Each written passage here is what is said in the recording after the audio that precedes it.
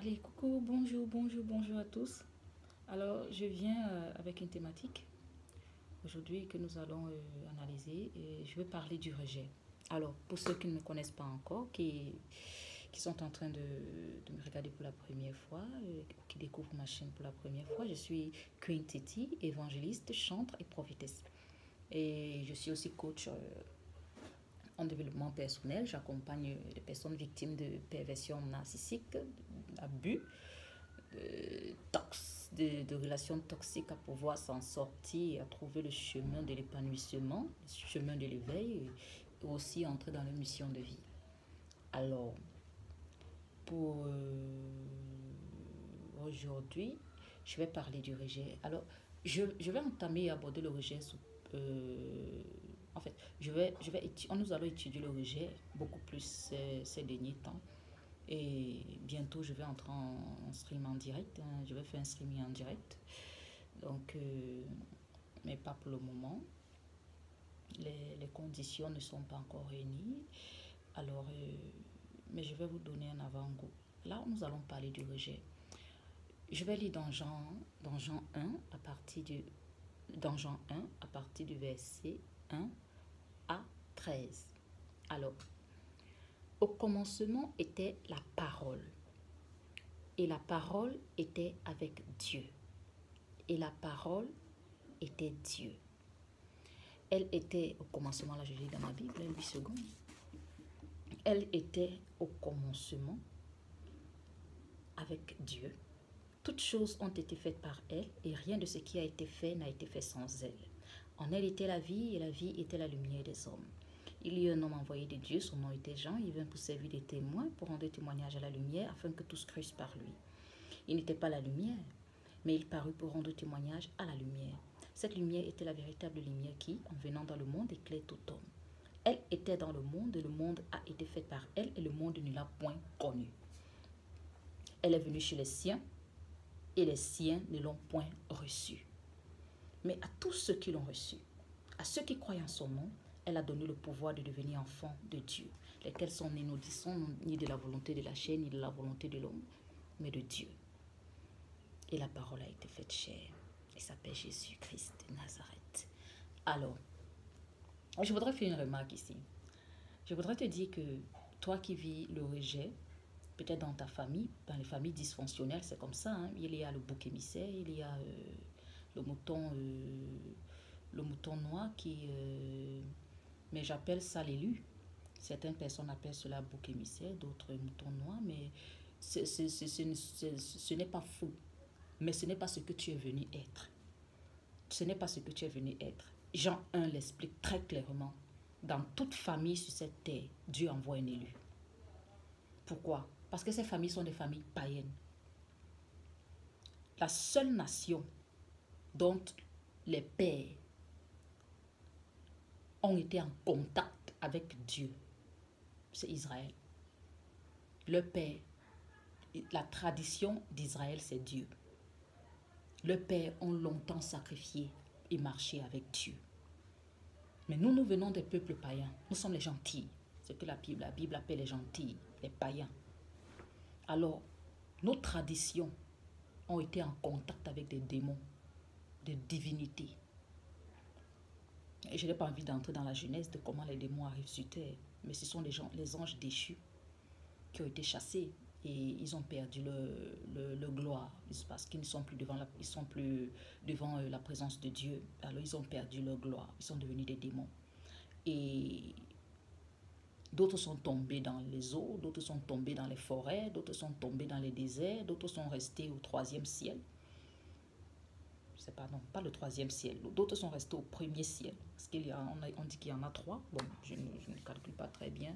Mais le troisième ciel, c'est autre chose. C'est là vraiment que Dieu réside. Donc, d'autres sont restés là, au niveau du deuxième ciel, le premier. Je vais mieux étudier ça et je vais encore davantage approfondir et vous faire part de ça. Mais ce que je veux dire, c'est que, alors, ils ont été en contact avec nos aïeuls. Et nos aïeuls ont sacrifié leur génération à cette divinité. Ce qui se passe maintenant, c'est quoi? C'est que Dieu, pour sauver chaque famille de la terre, parce que la Bible dit que c'est en lui que sont tirés tous les noms de la terre. Toutes les familles de la terre tirent leur nom en Dieu. Alors, pour sauver chaque famille de la terre, il envoie un élu. Pour sauver la nation d'Israël. Pourquoi? Pourquoi est-ce que Dieu a envoyé Jésus-Christ? Pour sauver le monde. Parce que le monde avait été sacrifié par le premier homme. Maintenant, dans chaque famille du monde, Dieu envoie des élus. Dieu envoie des personnes qui viennent le représenter, qui viennent représenter le système du ciel, qui viennent montrer la lumière, montrer la voie, qui vient être un symbole d'amour, qui vient guider. Tu n'es pas là. Et maintenant, ces personnes ont une telle empathie, une telle profondeur. Leur réceptacle est tellement puissant. Et dans les familles, certaines familles où ils apparaissent, ils sont comme ça, utilisés comme bouc émissaire. C'est eux qui portent les péchés. Parce que, en fait, c'est ça. L'analogie, l'allégorie de la mort de Christ. Le fait de porter les péchés est propre à tout élu. Alors, si c'est que tu ne sais pas qui tu es, tu seras acculé de toutes parts. Tu seras oppressé de toutes parts. C'est toi qui seras le bouc émissaire, la cause de tous les problèmes, la cause de tous les malheurs, la cause de ceci, la cause de cela. Tu seras accusé à tort et à travers. Ta vie sera toujours un chaos. Tu n'arriveras jamais à rien faire. Tu seras toujours accusé d'un oui ou d'un non. Tu seras toujours vilipendé. En fait, ta vie sera un chaos tant que tu ne découvres pas qui tu es. Tant que tu ne découvres pas qui tu es, que tu apprennes à surfer et à maîtriser ce pouvoir qui t'a été donné, tu seras un chaos total. Et c'est comme ça dans la famille, tu seras dévoré. Oui, on appelle ça dévoré. Ils vont te dévorer jusqu'à te tuer. Tu n'auras droit à rien. C'est pour ça que vous allez voir dans les familles, vous allez toujours voir les gens qu'on dit que elle ne s'est jamais mariée. Elle est là dans la maison familiale comme ça là. Tu seras le totem. C'est toi qui vas rester là. Et ils vont maintenant venir puiser en toi. Puiser en toi. Puiser en toi. Pour briller, pour réussir dans leur vie. Et voilà. Mais toi, ta lumière ne va servir à rien. Cette lumière n'est pas pour que tu sois dévoré dans les familles, que tu serves de bouc émissaire. Cette lumière est pour que tu brilles, que tu montres le chemin, que tu entres dans ta mission de vie et que tu sauves les âmes, que tu accomplisses la mission pour laquelle Dieu t'a envoyé. Quelle est ta mission? Que tu la découvres. Si tu ne la découvres pas, tu seras une loque. Et tu vas beaucoup vivre le rejet jusqu'à ce que tu découvres. Soit tu vas mourir. C'est pour ça qu'il faut chercher quelqu'un qui est éveillé pour te guider. Si tu remarques ces symptômes que je t'ai donnés. Alors, la Bible dit que Christ a aussi été rejeté. Lisons dans Jean 1, 11. Elle est venue chez les siens. On parle de quoi? La lumière, Christ. Elle est venue chez les siens. Donc, l'élu, c'est la lumière. Ils envoient une lumière. C'est aussi comme ça que le diable aussi envoie certaines personnes dans les familles pour être des anges démoniaques. Vous allez dire que mais celui-ci même les sort d'où? Parce que le mal qu'il fait, on ne comprend pas. Il est là pour détruire. Et toi aussi, tu es là, tu es une force du bien. Il y a un choc. Alors, elle est venue chez les siens et les siens ne l'ont point reçu. Jésus a vécu le rejet. Il est allé chez les siens. Mais voici, mes frères, Dieu m'a envoyé comme Joseph. On dit que voilà là, le rêveur là. Enfonçons-le d'un trou là-bas. Tuons-le. Mais à tous ceux, qu'est-ce qui s'est passé? Lorsque la lumière, Jésus-Christ, s'est rendu compte que les siens l'ont rejeté, lorsque tu te rends compte qu'on te rejette, dans la famille dysfonctionnelle, qu'on te rejette, tu dois comprendre déjà qu'il y a quelque chose qui ne va pas. Tu n'es pas comme eux. Alors, qu'est-ce que tu fais? Nous allons plus loin, dans 1 Jean 12. Mais à tous ceux qui l'ont reçu, à ceux qui croient en son nom, elle a donné le pouvoir de devenir enfant de Dieu. Ça veut dire quoi? Que lorsqu'on l'a rejeté, il n'est pas resté là pour pleurer. Lorsqu'on l'a rejeté, il n'est pas resté là pour supplier. Lorsqu'il a été au contact face à l'indifférence, au mépris, lorsqu'il était en contact avec leur méchanceté, lorsqu'il était en contact avec leur haine, il n'est pas resté là à pleurer. Il est allé vers ceux qui l'ont reçu. Toi, tu restes là.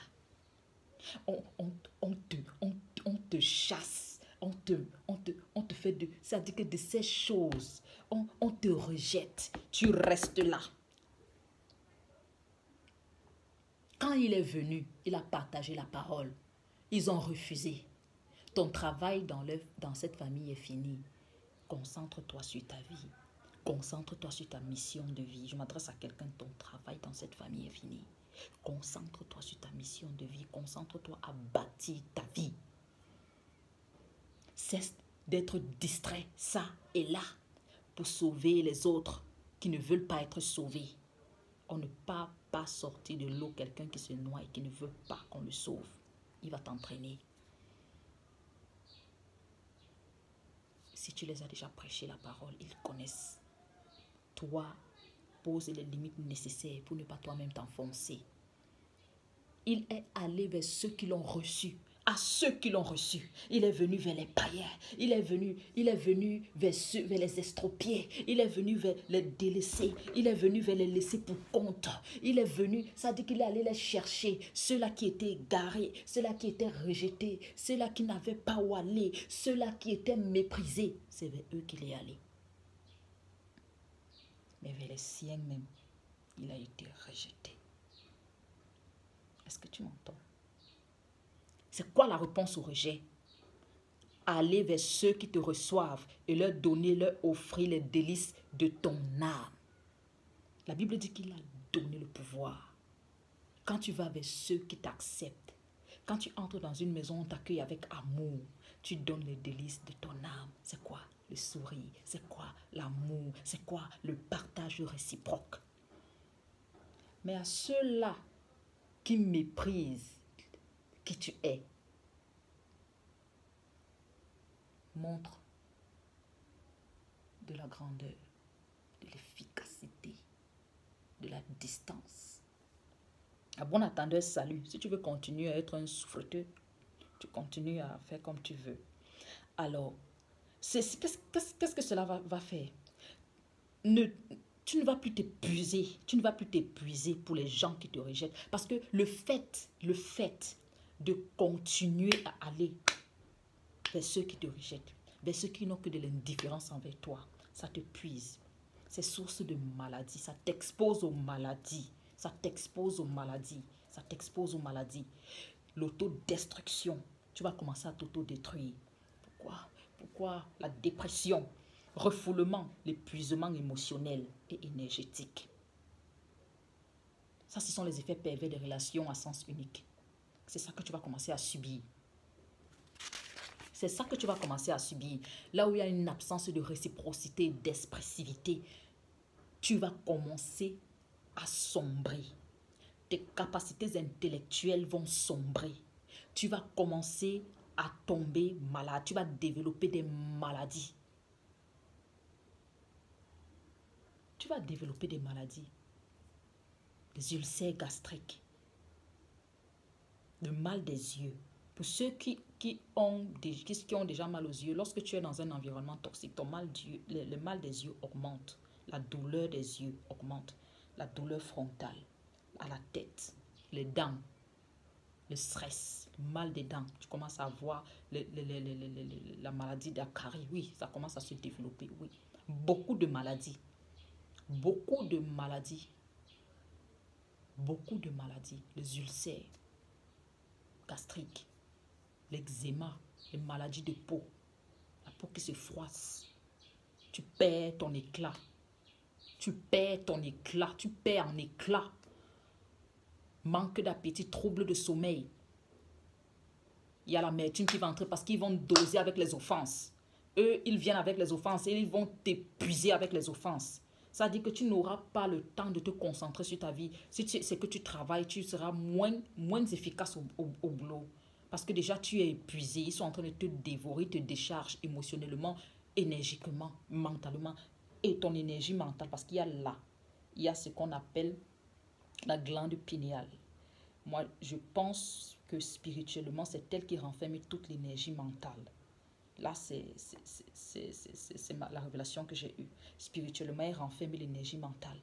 Ils prennent ça. C'est pour ça qu'à un moment, tu te rends compte que ta capacité d'analyse, tu n'as plus, elle est déficiente. Ta capacité d'analyse, ta capacité de concentration est déficiente. Tu n'arrives plus à te concentrer. Tu n'arrives plus à rien faire. Tu n'arrives plus à rien faire. Tu n'es plus rationnel. Tu commences à agir de manière hystérique parce que tu n'es plus rationnel. Ils ôtent ça. Ton intelligence. Ton intelligence. Oui. Ton champ visuel est fermé. Tu ne vois plus les machinations, les manipulations. Tu deviens un punching ball. Seigneur.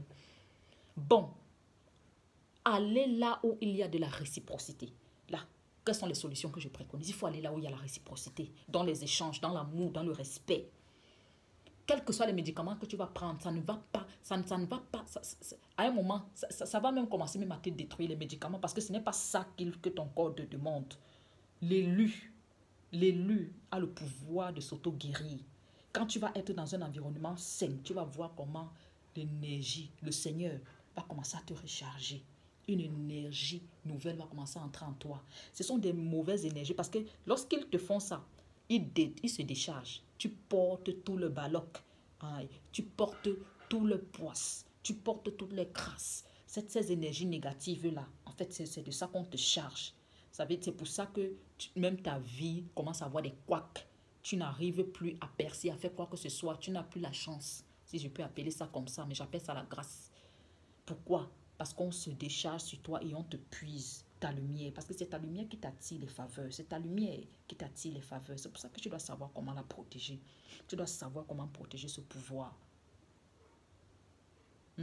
Et impacter qui Dieu te demande d'impacter. Sortir des ténèbres qui Dieu te demande de sortir des ténèbres. Mais ne pas toi-même te détruire. Parce que tu es important pour Dieu.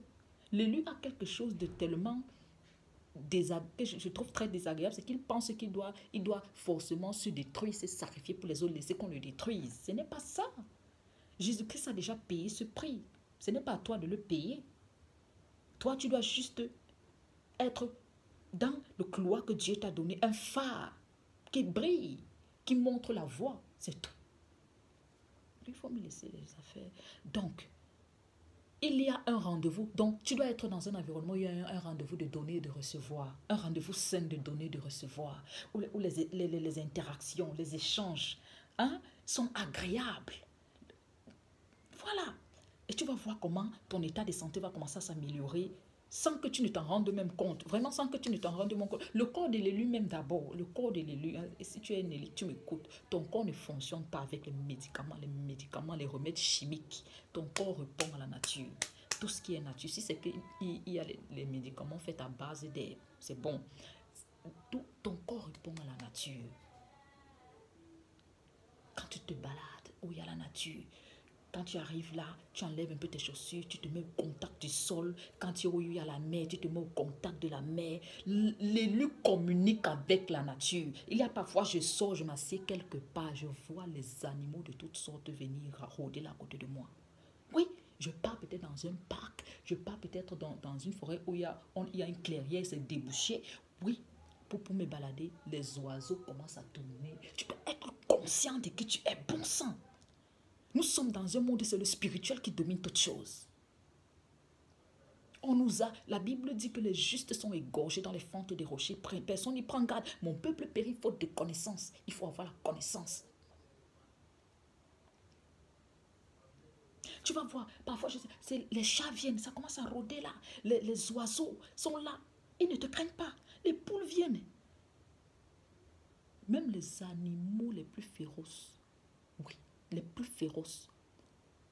Je vais te donner un témoignage à apprivoiser un serpent violent. Les serpents violents, ce sont les serpents qui sont très rapides là. Ils sont très violents, ils ne sont pas paisibles comme des vipères. Donc, ils sont rapides là. Donc, ils attaquent. Ils se calment comme ça. Commencer à marcher comme un petit mille-pattes. Près d'1,20 m. 1,20 m. Il venait là, très rapidement là. Ça dit qu'il est sorti de nulle part. Il s'est levé comme ça devant moi. Quand j'ai parlé le nom de Dieu, quand j'ai parlé la parole de Dieu, que j'ai autorité sur la nature.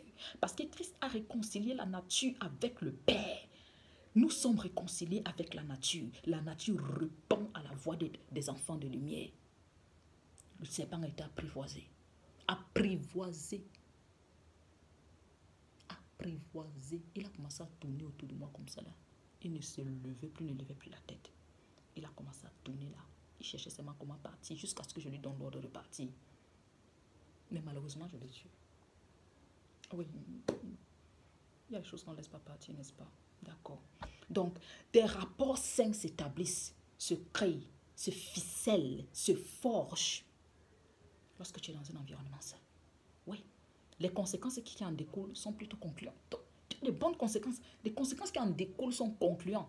Au niveau de ta santé, il y a un impact au niveau de ta santé, une bonne santé mentale, une bonne santé physique, une bonne santé émotionnelle, un bon développement personnel, ton relationnel.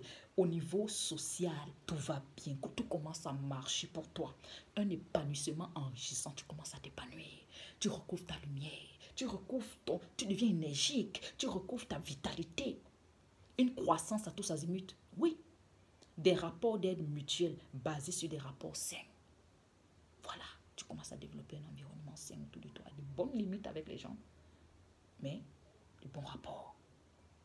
Tu comprends comment te protéger, comment élever tes murailles, élever une bulle autour de toi.